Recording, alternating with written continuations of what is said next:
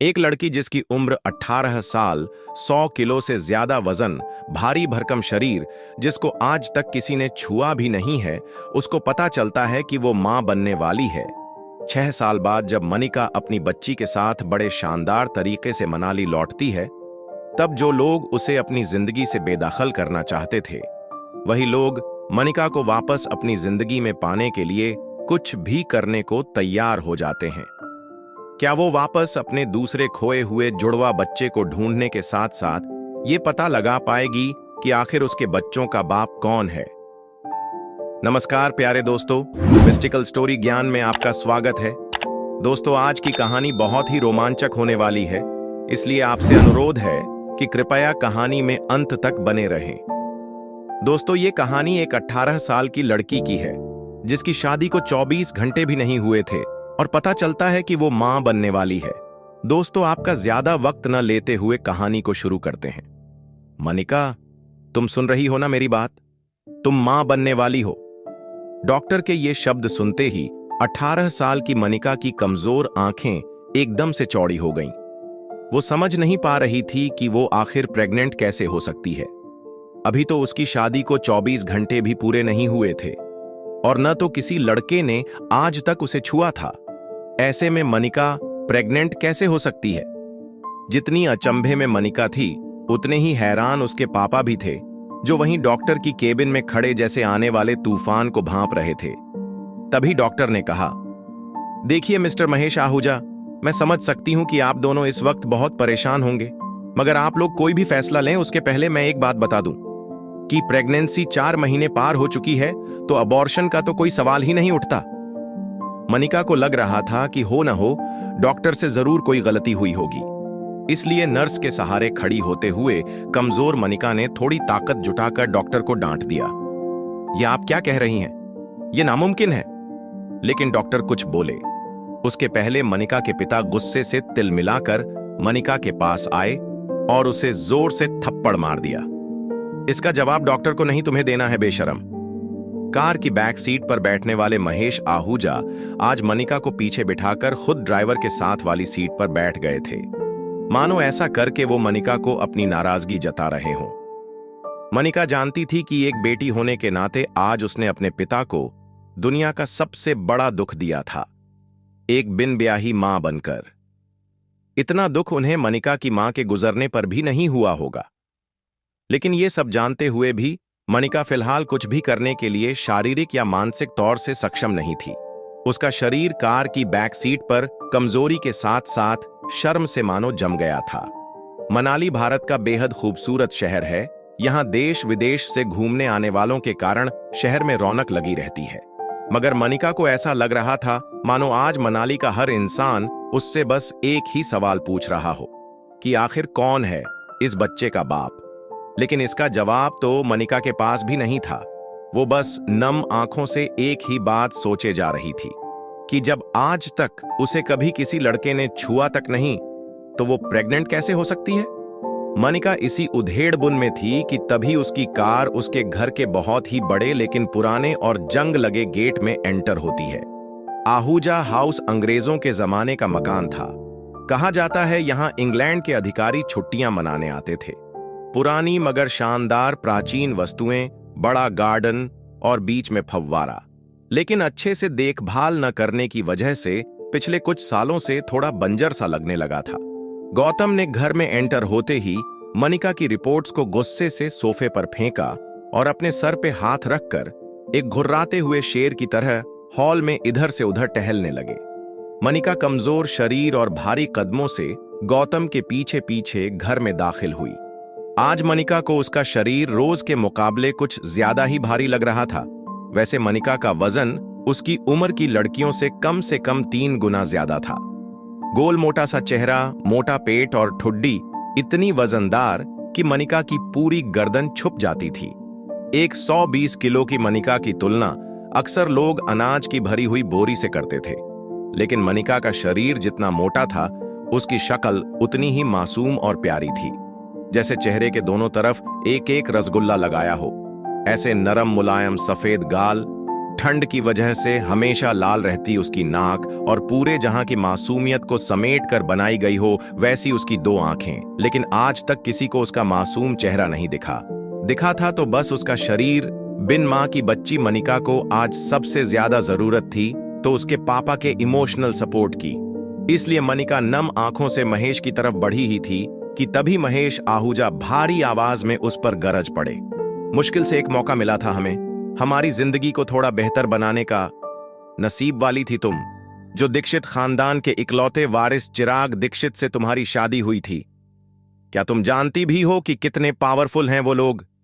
मनाली का सबसे पावरफुल खानदान दीक्षित खानदान है। हमारे सारे कर्ज, कोर्ट केस, हमारी हर तकलीफ से हमें बाहर निकाला था उन लोगों ने।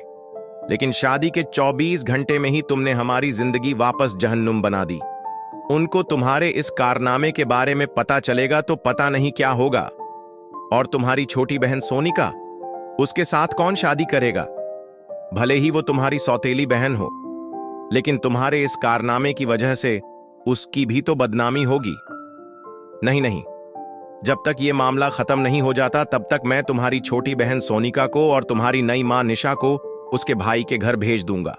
ये बोलते हुए महेश अपना सर पकड़कर सोफे पर बैठ गए। अब उनकी आवाज में गुस्सा कम और डर ज्यादा सुनाई दे रहा था। लेकिन महेश के आंसू मानो शब्द में बदलकर उसके मुंह से निकल रहे थे। तेरा पति चिराग तो शादी करते ही 1 घंटे के अंदर शहर चला गया था। अब इस प्रेगनेंसी के बारे में जब तेरे ससुराल वालों को पता चलेगा तो भगवान जाने वो लोग क्या करेंगे। समाज में इज्जत तो उछलेगी ही, मगर हम फिर से उसी दलदल में फंस जाएंगे जहां से निकाल कर लाए थे हमें वो लोग। काश तुम भी अपनी मां के साथ ही। मनिका वो सुन चुकी थी जो महेश कहते कहते रुक गया था। मनिका को कड़वे शब्द सुनने की आदत तो थी ही, मगर आज सवाल उठा था उसके चरित्र पर, उसकी पवित्रता पर। मनिका इस चक्रव्यूह से जल्द बाहर निकलना चाहती थी, मगर उसे कुछ समझ नहीं आ रहा था कि वो क्या करे। वो सोच रही थी कि जो कुछ भी हो रहा है अगर वो झूठ था तो फिर उसके पेट में सांस लेने को उत्सुक ये सच क्या था। अगले दिन महेश ने घर में लगे सारे सीसीटीवी कैमरे की पिछले 5 महीने की फुटेज मंगवाई और बारीकी से देखने के बाद वो ये जानकर हैरान हो गया था कि पिछले 5 महीनों से छोटी मोटी बीमारी के चलते मनिका घर के बाहर गई ही नहीं थी। ये देखकर महेश का गुस्सा अब आश्चर्य में बदल गया। उसको इतना तो समझ में आ गया था कि कहीं कुछ तो गड़बड़ थी, लेकिन उससे कई ज्यादा उसे ये चिंता थी कि अब दीक्षित खानदान क्या करेगा। जल्द ही मनिका की देखभाल के लिए एक नर्स रखी गई। लगातार देखभाल और दवाइयों से मनिका की तबीयत में सुधार आ रहा था, लेकिन साथ ही उसे ये बात रोमांचित कर रही थी कि उसके अंदर एक नन्हा सा जीव सांस ले रहा था। मनिका की उम्र भले ही कच्ची हो, मगर उसके अंदर की एक मां जल्द ही जन्म लेने को उत्सुक थी। उसकी जिंदगी में आखिरकार वो आने वाला था जो सिर्फ और सिर्फ उसका होगा। और 4 महीने बीत चुके थे। मनिका अपनी प्रेगनेंसी में लगभग सब कुछ भूल चुकी थी। न वो किसी से मिलती, न कोई उससे मिलता। वो सिर्फ अपने अंदर पनप रही उस नन्ही सी जान से बात करती रहती। ऐसे में एक दिन मनिका पाइप से अपने घर के बाहर के गार्डन में पानी छिड़क रही थी। तभी अचानक उसने अपने पैरों के नीचे कुछ हलचल महसूस की। वो कुछ समझ पाती उसके पहले उसके घर के मेन गेट से एक स्पोर्ट्स बाइक अंदर आई। मशीन गन से जैसे गोलियां निकलती हैं, वैसी आवाज सुनकर ऐसा लगा मानो बॉर्डर पर जंग शुरू हो गई हो। बाइक की आवाज सुनकर मनिका ने पानी का पाइप छोड़कर दोनों हाथों से अपना पेट पकड़ लिया, जैसे अपने डरे हुए बच्चे को आंचल में छुपा रही हो। बाइक आकर बंगले की सीढ़ियों के पास रुकी। Leather shoes, tight jeans, dark blue T shirt और चेहरे पर लगे पीले चश्मे के आर पार लड़के की गहरी लाल आंखें साफ दिखाई दे रही थीं। मनिका ने जैसे ही इस लड़के को देखा तो उसकी धड़कन मानो डर और टेंशन से तेज हो गई। ये लड़का और कोई नहीं बल्कि मनिका का पति चिराग दीक्षित था। 21 साल का चिराग अपनी नजर मनिका पर गड़ाए हुए बड़े ही स्टाइल के साथ बाइक से उतरा और मनिका की तरफ धीरे धीरे आगे बढ़ने लगा। मनिका और चिराग दोनों ही एक दूसरे को देखे जा रहे थे। चिराग की शादी मनिका से भले ही उसकी मर्जी के खिलाफ करवाई गई थी, लेकिन अपनी बीवी की कोख में किसी और का बच्चा देखना कोई भी मर्द शायद बर्दाश्त न कर पाए। चिराग शादी के बाद मंडप से सीधा दिल्ली अपनी कॉलेज की पढ़ाई पूरी करने चला गया था और वहीं पहुंचकर शादी के दूसरे दिन उसे मनिका की प्रेगनेंसी की खबर मिली थी। मनिका उस दिन से लगभग रोज सोचती थी कि जिस दिन उसका सामना चिराग से होगा उस दिन पता नहीं वो क्या करेगा। आज जब चिराग उसके सामने आ रहा था तब पता नहीं क्यों निर्दोष होने के बावजूद डर और शर्म के मारे मनिका को एक अजीब सी बेचैनी महसूस होने लगी थी। मनिका तुरंत अपने पापा को फोन लगाती है, लेकिन उनका फोन नहीं लग रहा था। चिराग को अपनी ओर बढ़ता देख मनिका की घबराहट इतनी बढ़ गई थी कि वो डर के मारे बड़बड़ाने लगी। वो पापा तो नहीं है घर पे। ऐसे में चिराग मनिका के सामने आकर खड़ा था। वो मनिका को ऊपर से नीचे तक देख रहा था। सुजा हुआ चेहरा, 8 महीने की प्रेगनेंसी वाला मोटा पेट, गद्दी जैसे मोटे हाथ और पांव। प्रेगनेंसी की वजह से मनिका पहले से भी ज्यादा मोटी नजर आ रही थी। मनिका को देखकर चिराग ने अपने होंठों को दबाया और एक गहरी सांस लेकर जोर से जमीन पर थूक दिया। ये देखते ही मनिका की कमजोरी मानो अचानक से वापस आ गई हो। वो ठीक से अपने पैरों पर खड़ी नहीं रह पा रही थी, मानो जैसे उसे खुद का शरीर बोझ लग रहा हो। चिराग गुस्से में घूरते हुए जैसे जैसे आगे बढ़ रहा था वैसे वैसे मनिका एक डरे सहमे मेमने की तरह घबराकर पीछे होती जा रही थी। ऐसा लग रहा था मानो चिराग के नोकीले लेदर शूज किसी भी वक्त मनिका के नंगे मुलायम पांव को कुचल देंगे। तभी मेन गेट से महेश की कार अंदर आकर रुकी। महेश कार से उतरकर तेज कदमों से चिराग के पास आया, जैसे कोई सिक्योरिटी गार्ड अपने बॉस के पीछे भाग रहा हो। मनिका ने अपने पापा को ऐसा पहले कभी नहीं देखा था। महेश चिराग के पास आकर उसको कहता है, अरे चिराग बेटा, आज अचानक से तुमने फोन भी नहीं किया कि तुम आ रहे हो। तुम्हारी कॉलेज में छुट्टियां शुरू हो गईं क्या? चिराग ने गुस्से में गुर्रा के कहा, पूरे 4 महीने बाद आया हूं। ऐसा बोलकर अपने दामाद को वेलकम करोगे आप? वैसे काफी कुछ बदल गया है यहां पे। चिराग ने मनिका के पेट की तरफ देखकर अपनी जेब से रम की बोतल निकाली और मुंह से लगा ली। वो आया तब से उसकी नजर मनिका के पेट पर ही जमी हुई थी। माहौल को ठीक करने के लिए महेश ने चिराग से कहा, आओ चिराग बेटा, अंदर चलकर बात करते हैं। लेकिन महेश की बात को अनसुना करते हुए और रम के घूंट लेते हुए चिराग मनिका के पेट को घूरता रहा। महेश को भी थोड़ा अजीब तो लग रहा था, लेकिन कहीं ना कहीं वो चिराग के मन की बात को भांप रहा था। इसलिए बड़े ही सहजता से महेश ने चिराग से कहा, देखो चिराग, अगर तुम ये शादी तोड़ना चाहते हो तो मैं समझ सकता हूं।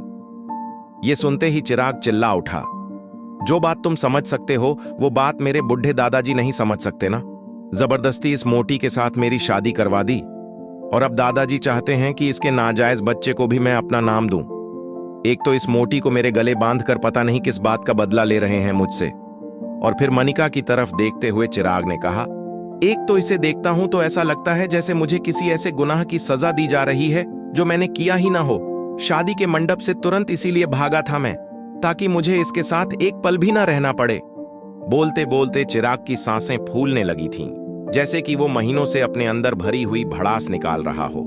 मनिका और महेश दोनों ही चिराग की बात सुनकर ऐसा महसूस कर रहे थे जैसे अभी के अभी ये धरती फट जाए और दोनों बाप बेटी उसके अंदर समा जाएं। चिराग का आक्रोश अपनी चरम सीमा पर था। अब भी कोई कसर बाकी रह गई हो तो बताओ, उसने मनिका की तरफ इशारा करते हुए आगे कहा। देखो इस बेशरम लड़की को, शादी के फेरे लेते वक्त पेट में किसी और का बच्चा लिए घूम रही थी और इतना होने के बाद भी आज मेरे सामने ऐसे बेशर्मों की तरह खड़ी है। क्या लगा था तुझे कि मैं तेरे इस बच्चे को अपना नाम दे दूंगा? चिराग दीक्षित का नाम? पता नहीं किस गटर का कीड़ा है ये बोलते हुए वो गुस्से में मनिका की तरफ आगे बढ़ता है, मानो जैसे वो गुस्से में पता नहीं मनिका को क्या कर देगा। लेकिन तभी शराब की वजह से चिराग के पैर लड़खड़ाए और वो अपना बैलेंस खो बैठा। लेकिन तुरंत महेश ने आगे आकर चिराग को पकड़कर संभाल लिया। मनिका चिराग की बातें सुनकर जितना ज्यादा हर्ट थी उतनी ही ज्यादा गुस्से में भी थी। वो भले ही अपने मोटापे की वजह से ऐसी सब बातें सुनने की आदी थी, मगर अभी उसे इस बात पर चिराग से ज्यादा खुद पर घिन आ रही थी कि कोई उसके होने वाले बच्चे को गाली दे रहा था और वो मजबूर खड़ी सुन रही थी। बच्चे का ख्याल आते ही न जाने कैसे अचानक मनिका के अंदर अजीब सी हिम्मत आ गई और बिना कुछ सोचे वो बोल पड़ी, मैं इस शादी को नहीं मानती। ये सुनकर महेश और चिराग दोनों हैरान थे। चिराग सोच रहा था कि कल की आई पिद्दी सी लड़की में इतनी हिम्मत कहां से आ गई कि वो मेरे यानी चिराग दीक्षित के सामने ऐसे बोले। लेकिन इसके पहले कि वो कुछ रिएक्ट कर पाता, महेश ने बात को संभालते हुए चिराग से कहा कि इस वक्त मनिका की तबीयत ठीक नहीं है, इसीलिए तुम उसकी बातों पर ध्यान मत दो। और रहा सवाल बच्चे का, तो उसके पैदा होते ही उसे मनिका से हमेशा के लिए अलग कर दिया जाएगा। मेरी बात का यकीन करो।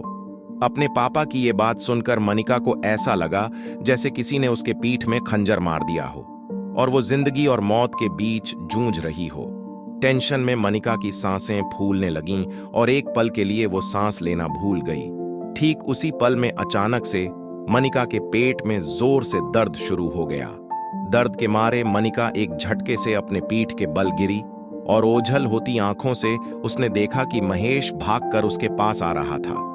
महेश ने हड़बड़ी में फोन करके एम्बुलेंस को बुला लिया था, लेकिन ये सब देखने के बावजूद चिराग वहीं खड़ा बेशर्म और बेरहम बनकर शराब के घूंट मार रहा था, मानो उसे किसी भी चीज से कोई फर्क नहीं पड़ रहा हो। शाम की हल्की रोशनी मनिका के सामने धुंधली हो रही थी। उसे बस एक छोटी बच्ची की आवाज सुनाई दे रही थी, मम्मी मम्मी उठो ना मम्मी। देखते ही देखते आज 6 साल बीत चुके थे, लेकिन आज भी वही आवाज मनिका के कानों में गूंज रही थी, मम्मी उठो, मम्मी प्लेन लैंड होने वाला है। फ्लाइट के बिजनेस क्लास की आरामदायक सीट पे सोई मनिका की आंखें झटके से खुलीं और सामने थी उसकी 6 साल की बेटी सिया। सिया का मासूम चेहरा और उसकी खूबसूरत कथई आंखें देखकर मनिका की जान में जान आई। उसका गुजरा हुआ कल कोई बुरे सपने से कम नहीं था। आज मनिका अपनी बेटी सिया के साथ बेंगलुरु से मनाली 6 साल बाद लौट रही थी।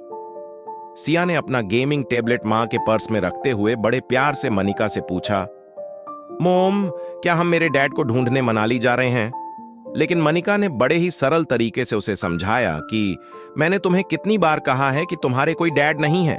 इस पर सिया जवाब देते हुए कहती है, ओह कम ऑन मोम, स्कूल में हमें टीचर कहती हैं कि हर बच्चे के माँ बाप होते हैं। अब मेरे गेमिंग वर्ल्ड के कैरेक्टर्स की तरह मैं किसी दूसरी दुनिया से तो आई नहीं हूं ना, तो जाहिर है मेरे पापा भी तो होंगे ही, या किसी जादूगर ने मुझे अपनी हैट में से बाहर निकाला है। आबरा का डाबरा सिया बाहर आ जा। सिया की इस बात पर मां बेटी दोनों ही जोर से हंस पड़ी। अपनी हंसी पे काबू पाते हुए सिया ने दूसरा सवाल पूछा, तो क्या हम यहां मेरे भाई को ढूंढने आए हैं? सिया का यह सवाल सुनकर मनिका एक गहरी सोच में डूब गई। उसे याद आ गया कि कैसे 6 साल पहले अस्पताल में उसने जुड़वा बच्चों को जन्म दिया था और एक लंबे चौड़े झल्लाद जैसे आदमी ने उसके दोनों बच्चों को उससे छीनने की कोशिश की थी। कमजोर मनिका ने बड़ी हिम्मत से उस आदमी का सामना करके सिया को तो बचा लिया था, मगर अफसोस कि वो अपने बेटे को नहीं बचा पाई और वह आदमी उसके बेटे को लेकर भाग निकला था। इस हाथापाई में मनिका को चोट भी लगी थी। चोट इतनी गहरी थी कि उसका बचना लगभग नामुमकिन था और इसी वजह से मनिका की मौसी उसे अपने साथ बेंगलुरु ले गई थी, जहां मनिका का इलाज हुआ था। हालांकि इन 6 सालों में मनिका पूरी तरह से बदल चुकी थी। हार्मोनल इम्बैलेंस की वजह से बढ़ा हुआ उसका शरीर अब एकदम ही नॉर्मल हो चुका था। घने लंबे कमर तक के बाल, काली नशीली आंखें, गोरे गोरे गाल, गुलाब की पत्तियों जैसे नरम होंठ और सुराही जैसी लंबी गर्दन। शिफॉन की लाल साड़ी में मनिका की कमर ऐसी लग रही थी मानो कोई नदी समंदर से मिलने के लिए करवट ले रही हो। फ्लाइट अटेंडेंट हो या फ्लाइट के अन्य यात्री, सब लोग आते जाते मनिका पे एक नजर जरूर डाल रहे थे। मासूमियत से सवाल कर रही सिया को यह नहीं पता था कि मनिका के मनाली लौटने का मुख्य कारण यह था कि पिछले 6 सालों में चिराग के दादाजी किसी भी हालत में मनिका और चिराग की शादी तोड़ने की मंजूरी नहीं दे रहे थे। लेकिन 6 साल बाद आखिरकार चिराग की जिद के आगे उन्हें झुकना पड़ा और वो ये शादी तोड़ने को राजी हो गए। मनाली वापस जाकर वो डाइवोर्स पेपर्स पर साइन करने के साथ साथ अपने खोए हुए बेटे को भी ढूंढना चाहती थी। थोड़ी ही देर में फ्लाइट ने लैंड किया। मनाली की जमीन पर कदम रखते ही न जाने क्यों मनिका की बाईं आंख फड़कने लगी। उसे ऐसा लगा कि आगे जरूर कुछ बुरा होने वाला है। वो ये सोचकर लगेज काउंटर की तरफ बढ़ ही रही थी कि तभी उसकी नजर पीछे की तरफ पड़ी, जहां फ्लाइट के सभी यात्री मुस्कुराकर उसी को देखते हुए आगे बढ़े जा रहे थे, मानो सब उसकी खूबसूरती में गुम होकर उसके पीछे पीछे चले आ रहे हों। मनिका थोड़ी सी सचेत होकर और सिया को संभालते हुए फटाफट आगे चलने लगी। लगेज काउंटर से जैसे ही मनिका अपना लगेज लेने के लिए झुकी, फटाक से 3 और लोग भागकर आए और लगेज उठाकर मनिका को देने लगे, मानो सब इसी बहाने मनिका से बात करने की कोशिश करना चाहते हों। मनिका चुपचाप अपना लगेज ट्रॉली पर डालकर और सिया का हाथ पकड़कर एयरपोर्ट के बाहर की तरफ निकलने लगी। तभी उसके फोन पर उसके पापा महेश आहूजा का फोन आया। मनिका के फोन उठाते ही महेश ने बिना कोई खैर खबर पूछे मनिका से कहा कि चिराग तुम्हें लेने एयरपोर्ट आ रहा है, उसके साथ सीधे घर आ जाना। यहां तुम्हें 2 पेपर साइन करने हैं, एक डिवोर्स पेपर्स और दूसरे वो। इतना कहकर महेश अटक गया और फिर कुछ सोचकर उसने आगे कहा, खैर तुम घर आओ, मैं तुम्हें सब बताता हूं। मनिका ने भी बिना कुछ कहे ही फोन काट दिया। जैसा कि महेश ने कहा था, चिराग एयरपोर्ट के बाहर बड़ी बेसब्री से मनिका का वेट करते हुए खड़ा था। 6 सालों में चिराग भी काफी बदल चुका था। अब वो एक स्टूडेंट नहीं बल्कि एक बिजनेसमैन था। डार्क ब्राउन कलर का सूट, शार्पली कटे हुए और जेल से सेट किए हुए बाल और ट्रिम की हुई दाढ़ी में चिराग की पर्सनालिटी तो निखर रही थी, मगर उसके तेवर अब भी वहीं थे, रूड और एरोगेंस से भरपूर। वो तो मनिका का इंतजार भी सिर्फ इसलिए कर रहा था क्योंकि उसे जल्द से जल्द मनिका से मुक्ति चाहिए थी। चिराग ने एक पैर जमीन पर तो दूसरा पैर रेलिंग पर रखा हुआ था, जिसे वो लगातार हिला रहा था। एग्जिट गेट की तरफ देखते हुए चिराग ने बड़ी ही बेसब्री से अपने ड्राइवर से कहा, अब तक इस दुनिया में किसी आदमी को डिवोर्स मिलने की इतनी ज्यादा खुशी नहीं हुई होगी। किसी भी कीमत पर आज ही उस मोटी से मैं डाइवोर्स पेपर्स पर साइन करवा लूंगा। चिराग के ड्राइवर ने बीड़ी फूंकते हुए कहा, आप परेशान मत होइए, आज सुबह सुबह मैं माता के दर्शन करके निकला हूं। मैंने भगवान से प्रार्थना की है कि आज आपकी 6 साल पुरानी ये मनोकामना पूरी हो जाए। आज पक्का पेपर्स साइन हो ही जाएंगे। ये सुनकर चिराग ने बड़े ही कटीले अंदाज में कहा, अबे सिर्फ डिवोर्स नहीं चाहिए, मनिका की कंपनी भी तो चाहिए, जो उसकी मरी हुई मां उसके नाम करके गई थी। चिराग के ड्राइवर, जिसने अपने हाथ में मनिका के नाम का बोर्ड पकड़ा हुआ है, वो उस बोर्ड को सीधा करते हुए कहता है कि अरे वो फैक्ट्री भी मिल जाएगी सर। तभी चिराग के दिमाग में कुछ आता है और वो ड्राइवर से कहता है, अच्छा सुन। उसको देखते ही हमेशा मेरा मूड खराब हो जाता है और आज इतने अच्छे दिन पर मैं अपना मूड खराब नहीं करना चाहता, इसलिए मैं उल्टा घूम के खड़ा हो जाता हूं, ठीक है? तूने भले ही उसे न देखा हो, लेकिन तेरे हाथ में उसके नाम का बोर्ड देखकर वो तेरे पास आ ही जाएगी।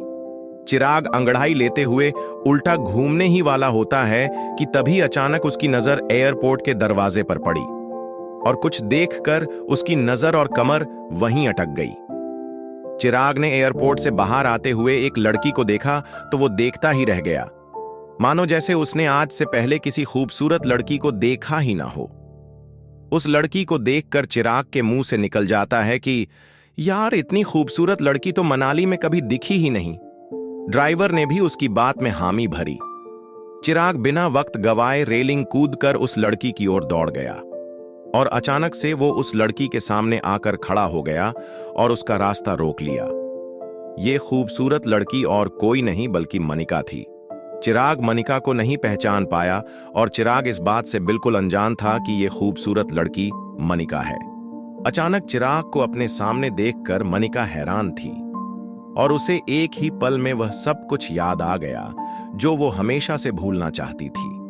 मनिका एक पल के लिए सहम गई और उसको लगा कि कहीं पहले की तरह चिराग फिर से उसकी इंसल्ट न कर दे, और इसलिए मनिका सीधा चिराग को थप्पड़ जड़ देना चाहती थी, मगर वह अपनी बेटी सिया के सामने कोई तमाशा नहीं करना चाहती थी। और तभी अचानक चिराग बोल पड़ा, हेलो मिस, आप मनाली में पहली बार आई लगती हैं, क्योंकि अगर पहले आई होती तो यह तो मुमकिन नहीं है कि अब तक आप मेरी नजरों से बची रहती।